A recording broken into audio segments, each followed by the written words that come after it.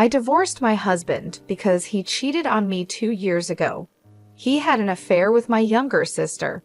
They even sent me an invitation to their wedding. My mother also said she would attend the ceremony, which made me feel like she betrayed me too. Then she told me, "I'll do something fun, just wait and see." My name is Kelly, and I had a plan to punish them both. My husband and I worked at the same company, and I was his boss. He was a bit unreliable, but he was sincere and friendly. I was responsible for his training and teaching him the job. At first, he was nervous about the new work, but we gradually grew close. One day he asked me, "Helen, are you free on our next day off?" I was surprised but thrilled to see how confident he was outside the office, which made my heart skip a beat. After that, we often went out together. After 3 months of dating, he asked me, "Kelly, will you be my girlfriend?" He had become very good at his job and was praised by other bosses. When he got promoted and transferred to a different department, he proposed to me, "Kelly, will you marry me?" I happily agreed. My parents and younger sister Lauren immediately liked Scott, and our wedding went smoothly. Lauren, who was the same age as Scott, got along well with him right away. She often said, "You are so lucky to marry such a kind man like Scott." And it looks like people at work have high expectations for him. Lauren had just broken up with her boyfriend and seemed to be yearning for marriage, constantly expressing how jealous she was of me after our wedding. I kept working and taking care of household chores, supporting Scott both at work and in our personal lives. At least I thought I was supporting him. About a year after our marriage, he started coming home later and later, and we hardly ever had dinner together. "Scott, we haven't talked about work lately. Is everything okay?" I asked. "Nothing's wrong," he replied. "But you've been coming home late every day. If there's anything I can do to help." "There isn't," he said, sounding annoyed. He used to talk to me about everything, but lately he seemed irritated when I brought up work. On his days off, he'd either sleep all day, claiming he was tired, or go out to clear his head. Feeling that we hadn't been spending any quality time together, I made a suggestion to Scott. "Hey Scott, how about we go to a spa together during next month's holiday?" My sister recommended a place to us. "A spa, huh?" "Yes, it's a place where we can heal our body and mind from daily stresses at work," I explained. He seemed busy, so I made a hotel reservation with the spa for him. 1 week before the spa trip, I asked, "Scott, what time should we leave the house next week?" "Huh? Oh, is the spa trip next week? I forgot to mention, I have to go on a business trip next weekend." "What? But you've known about the spa trip for quite some time." "Well, it's work, so it can't be helped," he said. "Right, I see." Scott's department seemed to be busier than ever with frequent business trips. I had no choice but to give up this time as well. As always, Scott left early in the morning for his business trip. If things had gone as planned, we would have been heading to the spa together by now, I thought to myself. While I was feeling down, I got a phone call from the hotel where I had made a reservation. Despite having sent a cancellation email, it seems they did not receive it due to an error, and they called to confirm our arrival time. I thought I might as well invite Lauren. I called my parents' house, but Lauren had been out since the morning and wouldn't be back home. So, as a last resort, I decided to invite my mother to the spa. I half gave up on the idea that my mother would be able to go on such short notice, but surprisingly, she agreed. "Really? Is it okay to leave Dad alone?" "Right now, I'm more worried about you than your father," she said. It seemed she had noticed that I had been down lately and decided to accompany me on the trip. "Thanks, Mom. I'm the one who should be thanking you. I'm happy to be able to take a trip with you like this." I decided to enjoy the trip with my mother, which I hadn't done in a long time. However, when we arrived at the hotel, we witnessed something shocking. "Mom, look at that."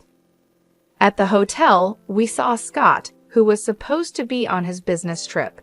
He was arm in arm with a woman, looking happy as they entered the hotel where we were supposed to stay.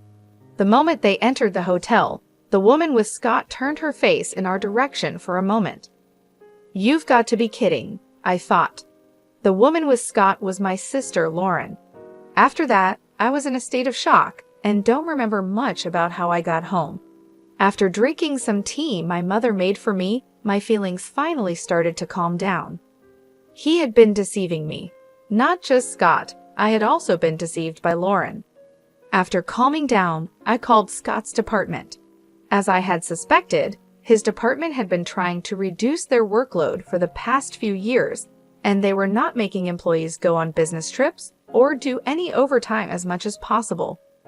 When I told my mother about the days when Scott came home late or was on business trips, it turned out that Lauren was also not at home during those days. It was all starting to make sense. All those days when he came home late and said he was on business trips, he was actually meeting up with Lauren. When I learned the truth, anger welled up inside me rather than sadness. "Mother, I'll divorce Scott. I don't want to see Lauren, so I won't visit the house for a while." She kept silent but understood my feelings. I prepared everything before Scott came back. I arranged the divorce papers, signed a new lease for a house, packed my belongings, and moved into an apartment where I could stay until I officially moved into the new house. I left the divorce papers and a letter for Scott at the house. All the details regarding alimony and such would be handled through my lawyer, as stated in the letter. I also blocked all his contacts. I didn't want Lauren and Scott to know my new address, so I didn't tell my parents. Since we worked at the same company, we occasionally passed each other, but I completely ignored him. Realizing how hopeless the situation was, he quickly agreed to the divorce. He didn't tell anyone the reason for our divorce, but our colleagues seemed to have sensed it and avoided the subject. 5 years passed, and I kept my distance from him and my family. One day, after finishing work and returning to my room, I found my mother standing in front of me. "Mom, what's wrong?" "I have something I want to tell you," she said, showing me an invitation. "This is from Scott and Lauren." It turned out that Lauren had left our family home and moved in with Scott. I thought they might get married, but never expected them to have a wedding ceremony and invite our parents. "So, Mom, are you going?" "Of course I am," she replied. "I see," I said, feeling like I was the only one who couldn't forgive them. They must have known this, which is why they invited only our parents to the wedding. I had no right to say anything since I had distanced myself from both Scott and my parents. Seeing me depressed, my mother smiled. "Don't worry, I'm not going because I forgive them. Just you wait and watch." On the day of the wedding, my mother called me through a video call. "I don't want to see their faces," I said, about to hang up. But I remembered my mother's words and kept the call connected. The screen showed a slideshow that was being presented. The MC began introducing the slides. This slideshow was made by the bride's mother. She gathered photos from her beloved daughter's birth to the present and created this slideshow. I was surprised that my mother, who wasn't good with technology, could create such a slideshow.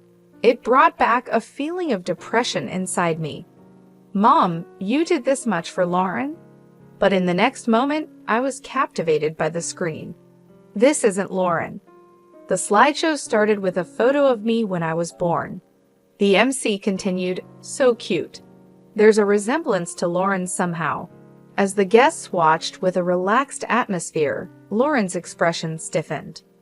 The MC continued, "Since she was young, the bride has always been devoted to her family.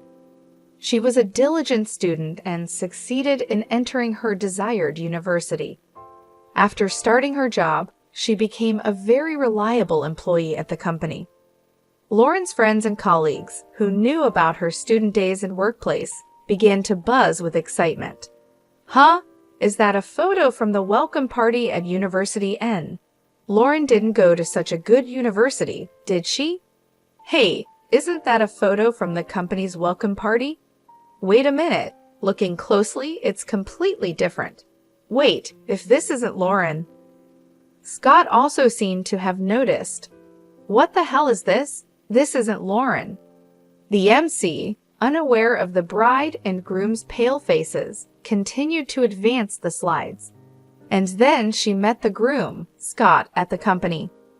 According to the bride's mother, she initially taught and trained the groom as his instructor. Then the two got married. What followed were photos from my wedding with Scott.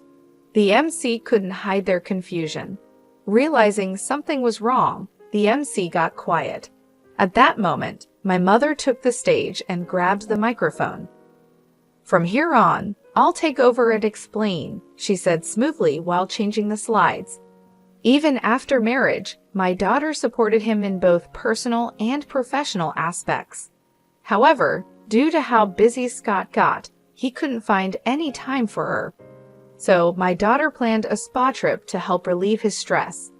"Wait, please," Lauren said, her face pale, and Scott made frantic attempts to stop my mother, but she continued with the slides.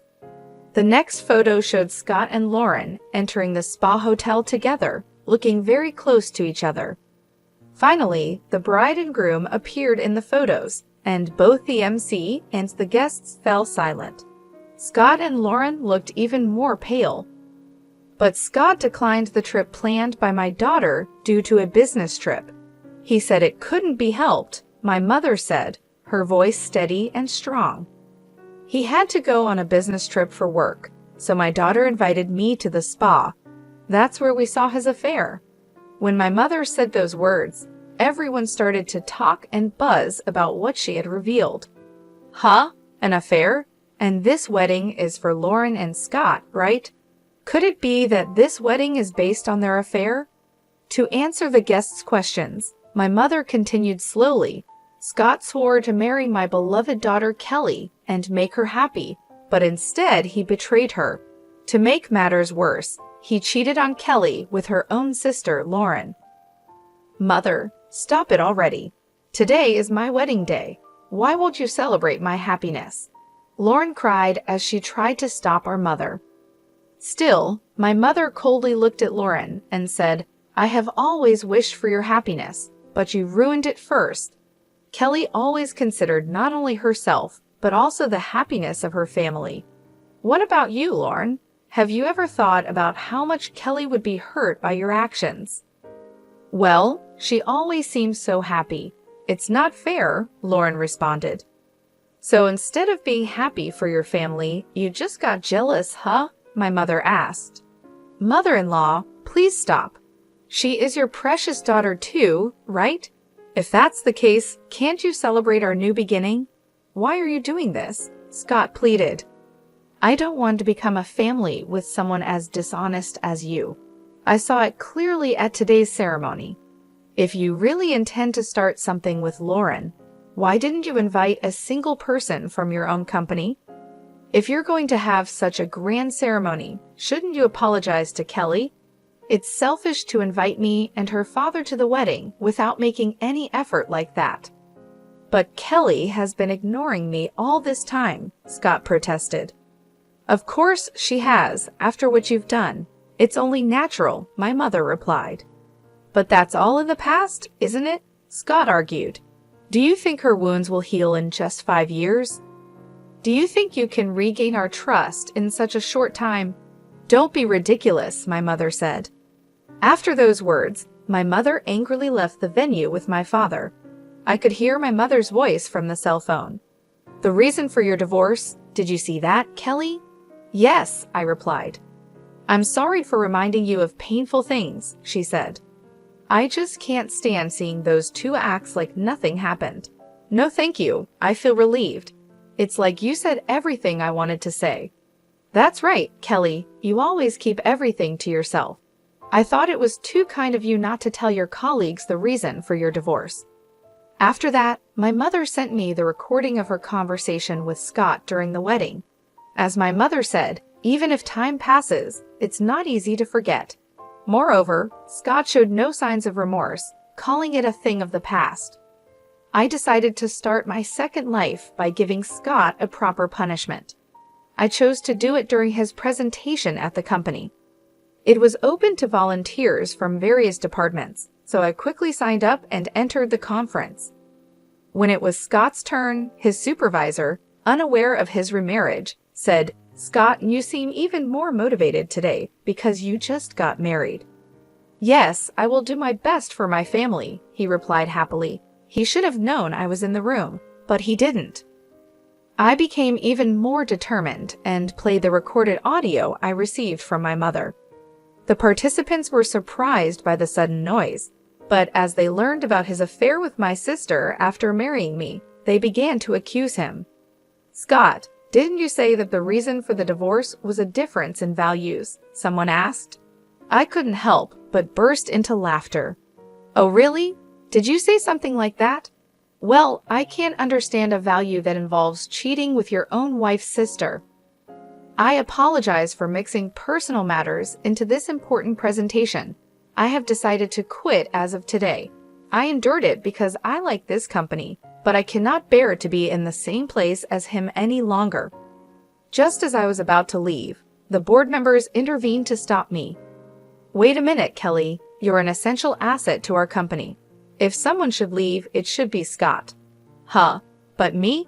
I've been expected to have a promising future," Scott protested. "We had expectations in the past, but lately you've been wearing worn-out clothes and you're not focused. It seems like you've completely lost your problem-solving abilities that you had before. We're not expecting a lot from you anymore," they said. Lauren, who had always been bad at housework and did nothing when she lived with her parents, became a full-time housewife after marriage. Apparently, she left most of the house chores for Scott to do, even when he faced difficulties at work. I couldn't give Scott advice like I used to, and he started causing more trouble at work. The fact that he had cheated on his wife's sister spread quickly within the company, and his reputation went downhill fast. Once respected and seen as a rising star, he was now viewed with suspicion and disdain by his colleagues. His work began to suffer, and he made more mistakes, further tarnishing his image. At the next board meeting, it was decided that I would stay at the company, but Scott would be transferred to a remote area. He was essentially being demoted, with plans to lay him off in the near future. The company couldn't afford to keep someone who had caused so much scandal and trouble. Lauren, who had been enjoying her life as a housewife with his money, quickly abandoned him when she found out about the transfer. She switched to another man without hesitation, thinking she could easily find another way to maintain her lifestyle. However, the man she chose turned out to be a typical freeloader. He had no job and no ambition, and he started living off Lauren's money without contributing anything. Now, Lauren is suffering from his debts. She's desperately working 2 jobs, day and night, just to make ends meet. She's exhausted and miserable, a far cry from the carefree life she had envisioned. She had thought she could escape the consequences of her actions by moving on quickly, but reality hit her hard. As they say, what goes around comes around. If you do something wrong, it will come back to haunt you. Seeing Scott and Lauren in such a state, I finally felt a sense of closure. Watching them struggle, I realized that their betrayal had ultimately led them to their downfall. Scott lost his career and reputation, and Lauren lost her comfortable life. They both faced the consequences of their actions, and it brought me a sense of peace. With this newfound peace, I felt ready to start a new life. I could finally move forward without the weight of their betrayal hanging over me. I was free to build a future on my own terms, without the shadows of the past holding me back. I focused on my career and started taking on new challenges at work. My colleagues, who had seen me endure so much with grace and strength, supported me. I received a promotion, recognizing my dedication and hard work. It was a fresh start, and I was determined to make the most of it. In my personal life, I began to reconnect with old friends and make new ones. I joined a local community group and started volunteering, finding joy in helping others. These activities helped me rebuild my confidence and reminded me of the goodness in people. I also took time for self-care, exploring hobbies I had neglected during my marriage. I started painting again, a passion I had always loved but had put aside. The creative process was therapeutic, allowing me to express my emotions and find healing. Eventually, I even opened my heart to the possibility of love again. I went on dates, met new people, and learned to trust again. It wasn't easy, but I knew that not everyone was like Scott and Lauren. There were good, honest people out there, and I deserved happiness. As the years went by, I found myself happier and more fulfilled than I had ever been. The pain of the past had faded, replaced by the joy of new experiences and the satisfaction of personal growth. Scott and Lauren were distant memories, reminders of lessons learned but no longer sources of pain. Their lives, on the other hand, continued to be marked by the consequences of their actions. Scott never recovered his career, moving from one low-paying job to another. Lauren remained trapped in a cycle of financial struggle, her new partner's debts dragging her down. In the end, I realized that true happiness comes from living with integrity and kindness. Betrayal and deceit bring only temporary satisfaction, followed by long-term suffering. I chose to live my life with honesty and compassion, and in doing so, I found the peace and happiness I had been seeking all along.